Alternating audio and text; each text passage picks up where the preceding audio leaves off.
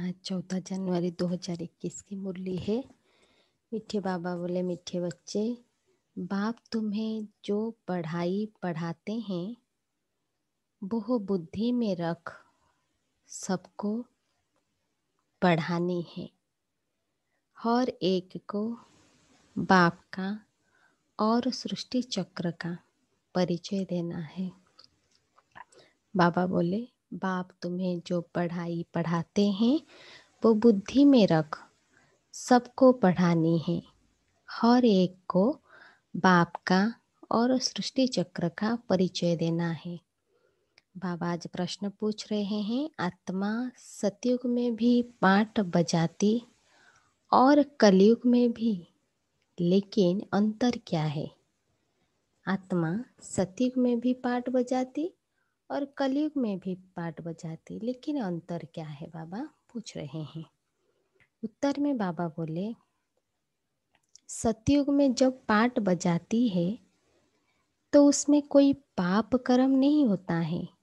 हर कर्म वहाँ अकर्म हो जाता है, क्योंकि रावण नहीं है। फिर कलयुग में जब पाठ बजाती है तो हर कर्म विकर्म व पाप बन जाता है। विकर्म व पाप बन जाता है, क्योंकि यहाँ विकार है। अभी तुम हो संगम पर, तुम्हें सारा ज्ञान है। ओम शांति। अब यह तो बच्चे जानते हैं कि हम बाबा के सामने बैठे हैं। बाबा भी जानते हैं बच्चे हमारे सामने बैठे हैं। यह भी तुम जानते हो। बाप हमको शिक्षा देते हैं जो फिर औरों को देनी है। पहले पहले तो बाप का ही परिचय देना है। पहले पहले सबको बाप का परिचय देना है, क्योंकि सब बाप को और बाप की शिक्षा को भूले हुए हैं। अभी जो बाप पढ़ाते हैं, यह पढ़ाई फिर 5000 वर्ष बाद मिलेगा। यह ज्ञान और कोई को है नहीं। मुख्य हुआ बाप का परिचय। बाबा बोले, मुख्य हुआ बाप का परिचय। फिर यह भी समझाना है, हम सब भाई भाई हैं। हम आत्माएं सब भाई भाई हैं। ये सबको समझाना है। सारी दुनिया की जो सब आत्माएं हैं, सब आपस में भाई भाई हैं। सब अपना मिला हुआ पाठ इस शरीर द्वारा बजाते हैं।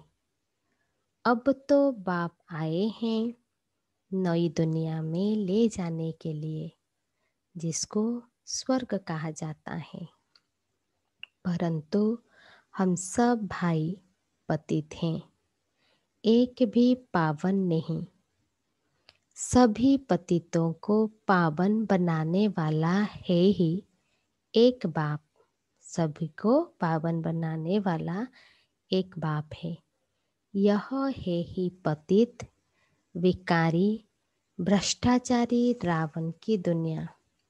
रावण का अर्थ ही है 5 विकार स्त्री में, 5 विकार पुरुष में। बाबा बहुत सिंपल रीति समझाते हैं। तुम भी ऐसे समझा सकते हो कि रावण की जो 10 शीश दिखाते हैं, 5 है स्त्री की, 5 है पुरुष की।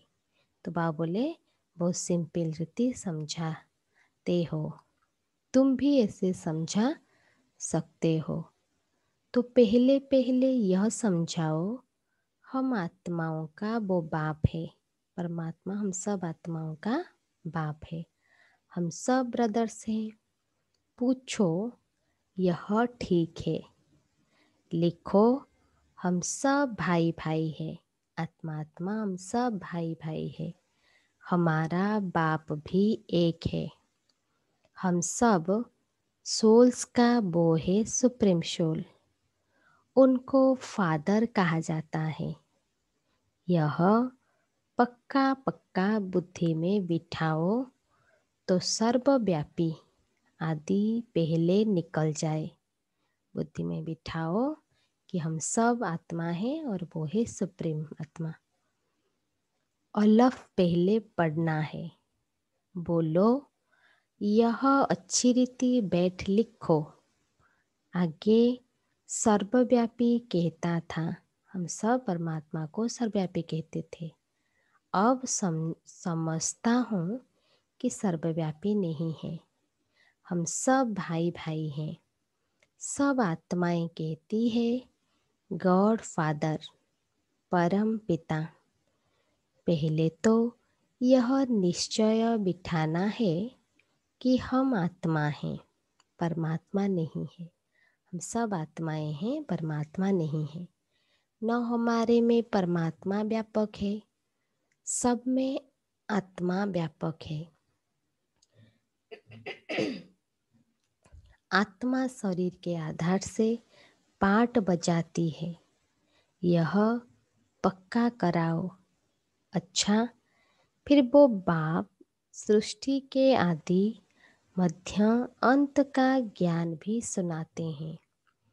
और तो कोई भी जानते नहीं कि इस सृष्टि चक्र की एज कितनी है। दुनिया में किसी को पता नहीं कि सृष्टि की आयु कितनी है। बाप ही टीचर के रूप में बैठ समझाते हैं। लाखों वर्ष की तो बात ही नहीं है। यह चक्र अनादि एक्यूरेट बनाया है। इसको जानना पड़े। सृष्टि की चक्र एक्यूरेट है, ये बनाया, इसको जानना पड़े। सतयुग त्रेता पास्ट हुए। बाबा बोले सतयुग त्रेता पास्ट हुए। नोट करो, इसको कहा जाता है स्वर्ग और सेमी स्वर्ग।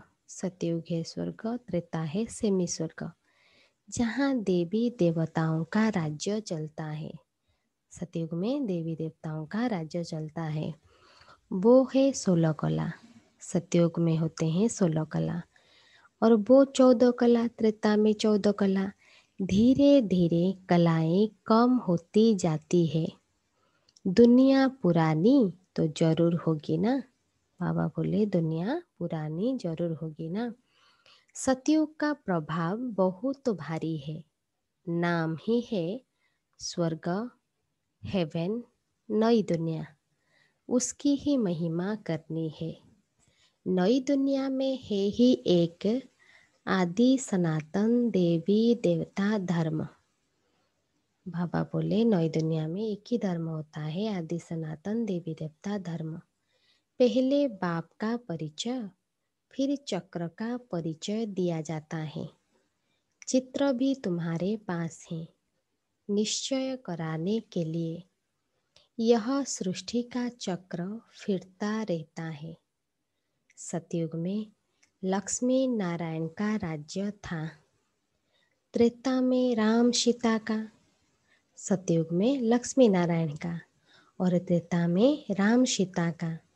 यह हुआ आधा कल्प। 2 युग पास्ट हुआ। फिर आता है द्वापर और कलयुग। सत्य त्रेता के बाद आता है द्वापर, फिर आता है कलयुग। बाबा बोले द्वापर में रावण राज्य, देवता वाम मार्ग में चले जाते हैं तो विकार की सिस्टम बन जाती है। सतयुग त्रेता में सब निर्विकारी रहते हैं। एक आदि सनातन देवी देवता धर्म रहता है। चित्र भी दिखाना है, ओरली भी समझाना है। बाप हमको टीचर बन ऐसे पढ़ाते हैं। बाप अपना परिचय खुद ही आकर देते हैं। खुद कहते हैं मैं आता हूँ पतितों को पावन बनाने, तो मुझे शरीर जरूर चाहिए। शिव बाबा बोल रहे हैं कि तुम्हें मैं आता हूँ पतित से पावन बनाने के लिए, इसीलिए मुझे शरीर जरूर चाहिए, नहीं तो बात कैसे करो। मैं चैतन्य हूँ, सत्य हूँ और अमर हूँ। आत्मा सत्तो रजो तमो में आती है। आत्मा ही पावन और पतित बनती है। इसीलिए कहा जाता है पतित आत्मा, पावन आत्मा। आत्मा में ही सब संस्कार है। पास्ट के कर्म व विकर्म का संस्कार आत्मा ले आती है। सतयुग में विकर्म होता ही नहीं। कर्म करते हैं, पाट बजाते हैं, परंतु वो कर्म अकर्म हो जाता है। गीता में भी अक्षर है।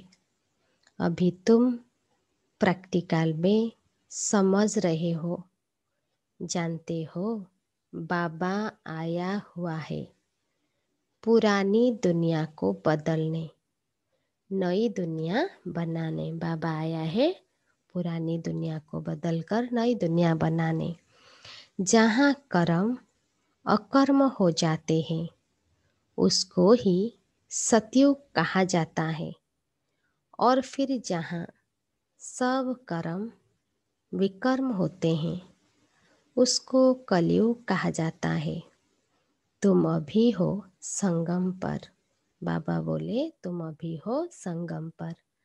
बाबा दोनों तरफ की बात समझाते हैं। सतयुग त्रेता तो है पवित्र दुनिया। सतयुग त्रेता है पवित्र दुनिया। वहाँ कोई पाप होता नहीं। जब रावण राज्य शुरू होता है तब ही पाप होते हैं। वहाँ विकार का नाम नहीं होता। स्वर्ग में सतयुग में विकार का नाम नहीं होता। चित्र तो सामने है, राम राज्य और रावण राज्य। बाप समझाते हैं यह पढ़ाई है।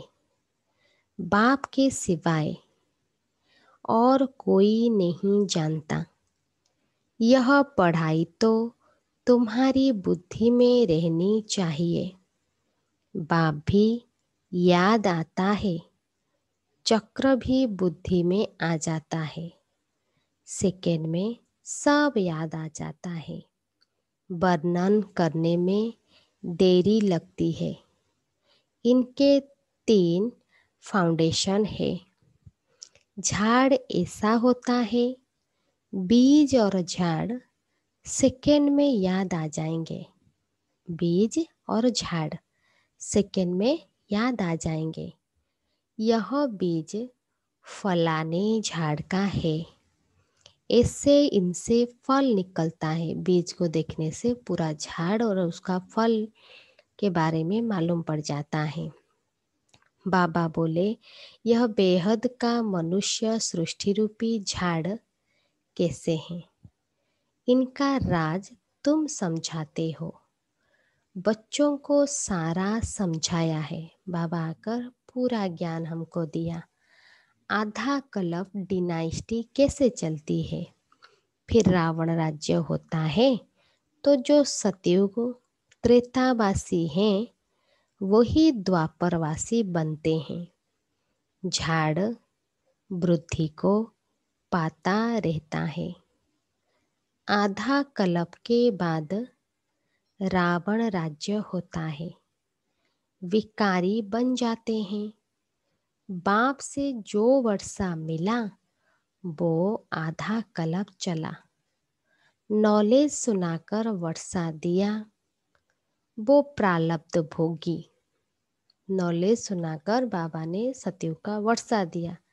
बाबा बोले वो प्रारब्ध भोगी, अर्थात सतयुग त्रेता में सुख पाया उसको सुख धाम सतयुग को कहा जाता है। वहाँ दुख होता ही नहीं।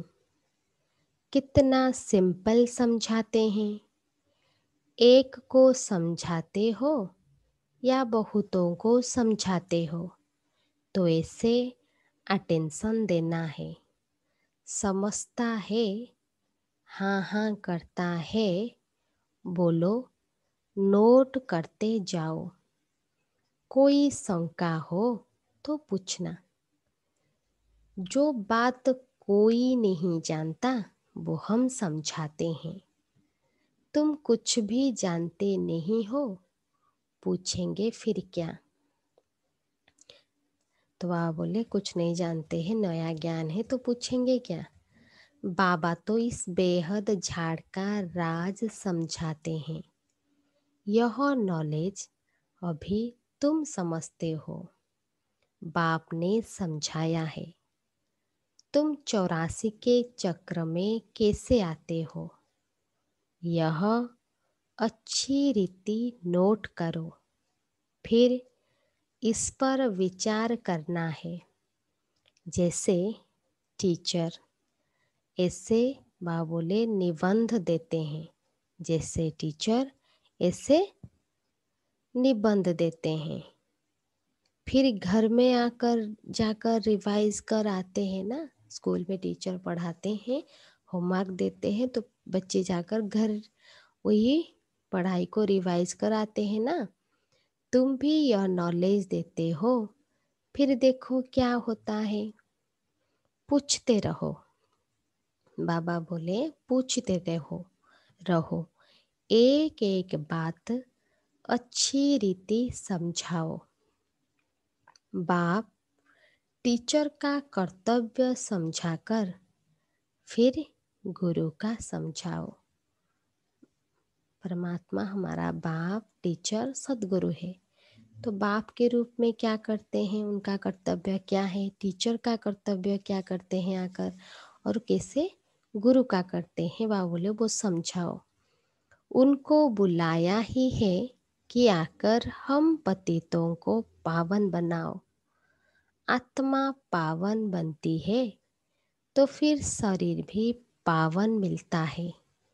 जैसा सोना वैसा जेवर बनता है। बाबा बोले 24 कैरेट का सोना उठाएंगे, खाद नहीं डालेंगे तो जेवर भी ऐसे सत्तो प्रधान बनेंगे। जैसा सोना ऐसा जेवर बनेगा। बाबा बोले आलय डालने से तमो प्रधान बन पड़े हैं। पहले पहले भारत 24 कैरेट पक्के सोने की चिड़िया था, अर्थात सत्तो प्रधान नई दुनिया थी। फिर तमो प्रधान बनी है। यह बाप ही समझाते हैं, और कोई मनुष्य गुरु लोग नहीं जानते। बुलाते हैं आकर पावन बनाओ। सो तो गुरु का काम है, पावन बनाना यह गुरु का काम है। सतगुरु तो दुनिया में एक ही है। बाबा बोले वानप्रस्थ अवस्था में मनुष्य गुरु करते हैं। वाणी से परे स्थान तो है इन कर्पोरियल वर्ल्ड। वाणी से परे स्थान जो है वो है हमारे इन कर्पोरियल वर्ल्ड, जहाँ आत्माएं रहती है। हमारा घर है परम धाम, वो वहाँ वाणी से परे है। यह है कर्पोरियल वर्ल्ड, दोनों का यह मेल है। वहाँ तो शरीर है नहीं, वहाँ कोई कर्म नहीं होता है। बाप में तो सारी नॉलेज है। ड्रामा प्लान अनुसार उनको कहा ही जाता है नॉलेजफुल। वो चैतन्य सत चित आनंद स्वरूप होने के कारण उनको नॉलेजफुल कहा जाता है। बुलाते भी है, हे पतित पावन नॉलेजफुल शिव बाबा। उनका नाम सदैव शिव ही है। उनका नाम सदैव शिव ही है। बाकी आत्माएं सब आती है पाट बजाने, तो भिन्न भिन्न नाम धारण करती है। बाप को बुलाते हैं, परंतु उनको कुछ भी समझ नहीं रहती। जरूर भाग्यशाली रथ भी होगा जिसमें बाप प्रवेश कर तुमको पावन दुनिया में ले जाए। तो बाप समझाते हैं, मीठे मीठे बच्चों, मैं उनके तन में आता हूँ। बाबा बोले, मीठे मीठे बच्चे, मैं उनके माना ब्रह्मा बाबा की तन में आता हूँ, जो बहुत जन्मों के अंत में है। पूरा 84 जन्म लेते हैं। जो आत्मा पूरे अंत के में अंत का अंत जन्म में है, और जो पूरा 84 जन्म लेते हैं। भाग्यशाली रथ पर आना पड़ता है। ब्रह्मा बाबा का तन है भाग्यशाली रथ, जिस पर भगवान आते हैं। पहले नंबर में तो है श्री कृष्ण, वो है नई दुनिया का मालिक। श्री कृष्ण है नई दुनिया का मालिक। फिर वही नीचे उतरते हैं, गोल्डन से सिल्वर, कॉपर, आयरन एज में आकर पड़ते हैं। अभी फिर तुम आयरन से गोल्डन बन रहे हो। बाबा कहते हैं, सिर्फ मुझ अपने बाप को याद करो। इसके लिए पावन बनने के लिए मुझे एक बाप को याद करो, जिसमें प्रवेश किया है। उनकी आत्मा में तो जरा भी नॉलेज नहीं थी। इनमें मैं प्रवेश करता हूँ, इसीलिए इनको भाग्यशाली रथ कहा जाता है। नहीं तो सबसे ऊंच तो यह लक्ष्मी नारायण हैं। इनमें प्रवेश करना चाहिए, परंतु उनमें परमात्मा प्रवेश नहीं करते। इसीलिए उनको भाग्यशाली रथ नहीं कहा जाता है। रथ में आकर पतितों को पावन बनाना है। क्यों आते हैं बाबा भाग्यशाली रथ में? पतितों को पावन बनाने। तो जरूर कलयुगी तमो प्रधान होगा ना। खुद कहते हैं, मैं बहुत जन्मों के अंत में आता हूँ। गीता में भी अक्षर एक्यूरेट है। गीता को ही सर्वशास्त्रमयी शिरोमणि कहा जाता है। इस संगम युग पर ही बाप आकर ब्राह्मण कुल और देवता कुल स्थापन करते हैं। बहुत जन्मों के अंत में, अर्थात संगम युग पर ही बाप आते हैं। बहुत जन्मों के अंत में अर्थात संगम युग पर बाप आते हैं। बाबा कहते हैं, मैं बीज रूप हूँ, मनुष्य सृष्टि रूपी झाड़ का बीज रूप हूँ। कृष्ण तो है सतयुग का रहवासी। कृष्ण है सतयुग का रहवासी। उनको दूसरी जगह तो कोई देख न सके।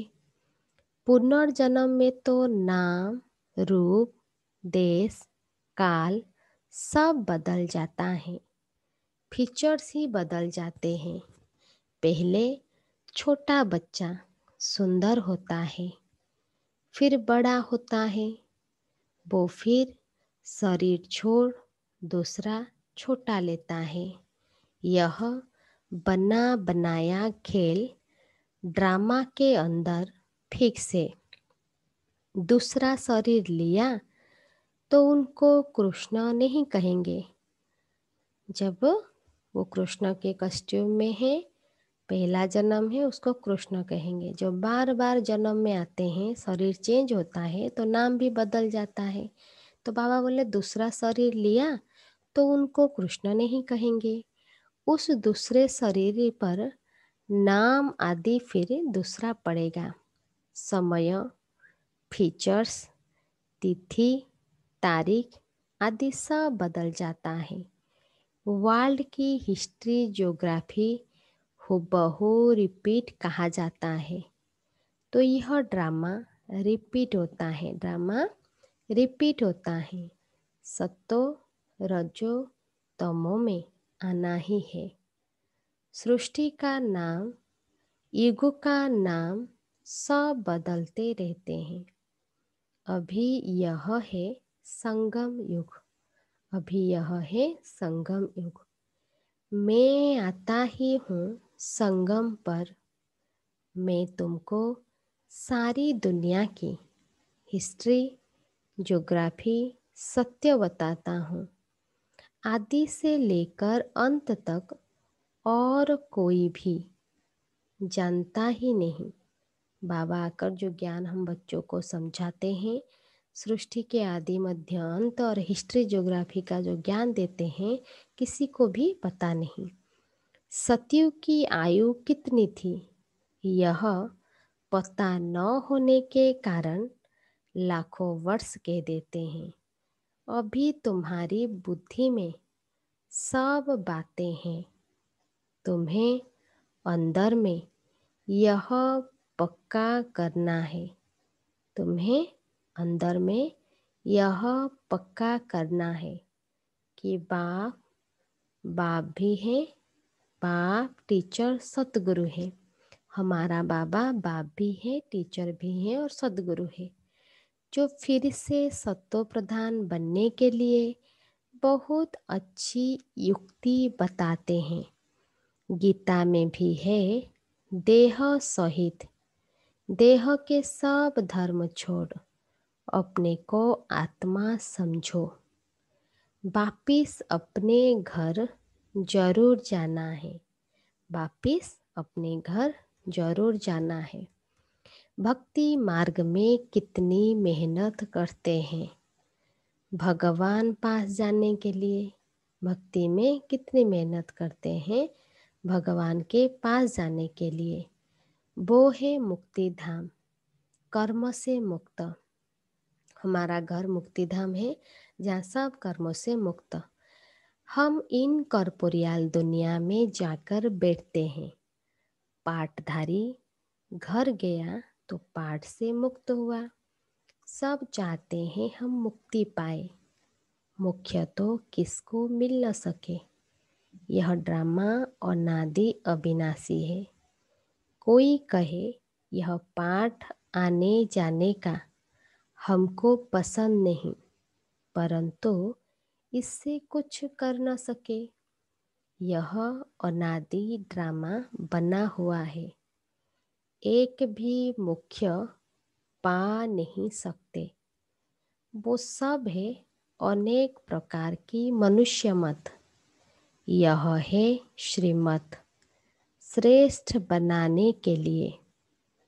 मनुष्य को श्रेष्ठ नहीं कहेंगे, देवताओं को श्रेष्ठ कहा जाता है। उन्हों के आगे सब नमन करते हैं तो वो श्रेष्ठ ठहरे ना। देवताओं को सब नमन करते हैं, इसलिए श्रेष्ठ ठहरे ना।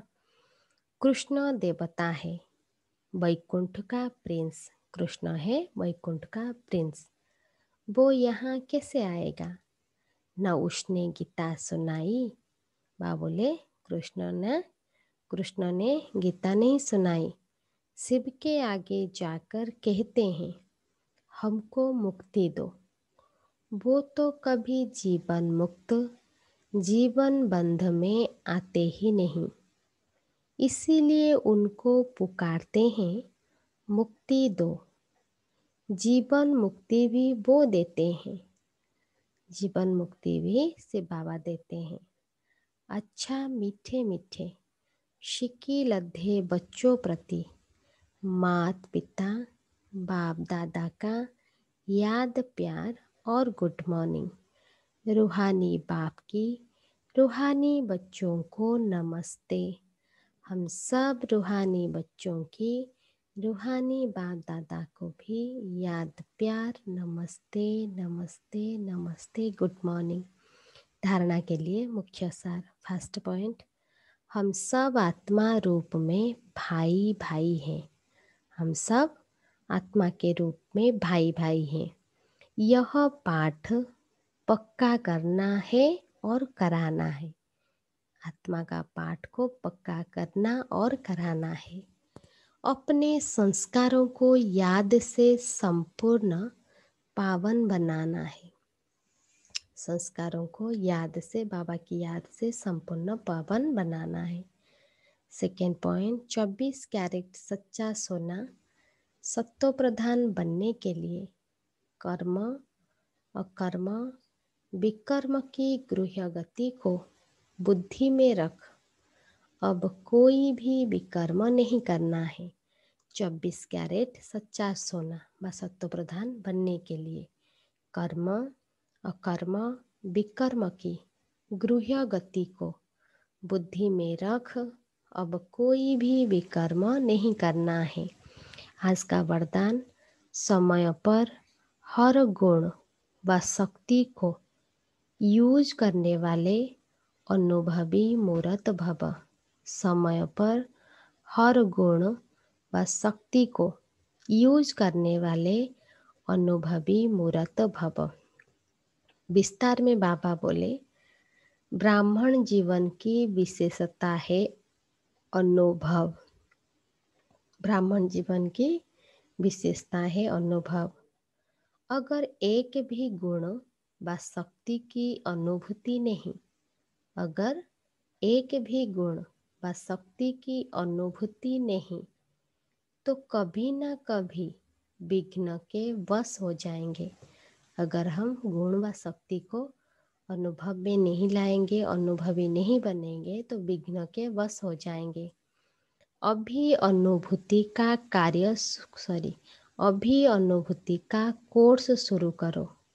ज्ञान तो समझ लिया, वो गुण शक्ति जो मिला उसको अनुभव में लाना है। बाबा बोले अनुभूति का कोर्स शुरू करो।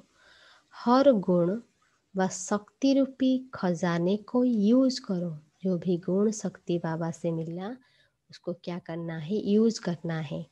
जिस समय पर जिस गुण की आवश्यकता है उस समय उसका स्वरूप बन जाओ। जिस समय जिस गुण की आवश्यकता है उस समय उस गुण की स्वरूप बन जाओ। नॉलेज की रीति से बुद्धि, बाबा बोले नॉलेज की रीति से बुद्धि के लॉकर में खजाने को रख नहीं दो। नॉलेज को समझकर उसको बुद्धि की लॉकर में, बाबा बोले, उसको रख नहीं दो। यूज करो, जितना मिला उसको यूज करना है। माना दूसरों को देना है, सेवा में लगाएंगे तब विजयी बन सकेंगे। और बाबा बोले, और बाहरे मैं का गीत, बाहरे में खुशनसीब आत्मा हूँ, इस गीत सदा गाते रहेंगे। स्लोगन, नाजुकपन के संकल्प को समाप्त कर शक्तिशाली संकल्प रचने वाले ही डबल लाइट रहते हैं।